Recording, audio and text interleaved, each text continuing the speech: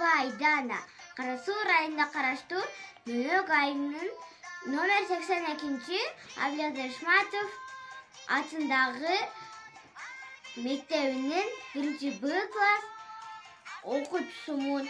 Мен азыр силерге Жакытбек Абдылдаевдин жаш көчөтү сындырба жомогун айтып беремин. Эрон албай эчки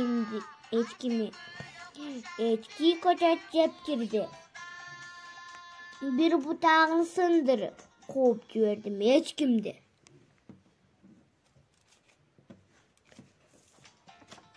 Атама айтсам мактады, далга чалып таптады.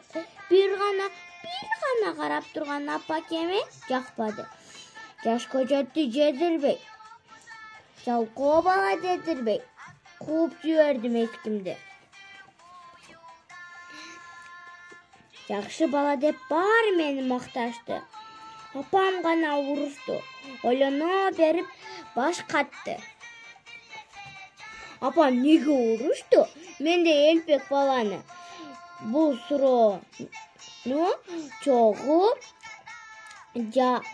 жандырмагын барыбыз чогуу табалы.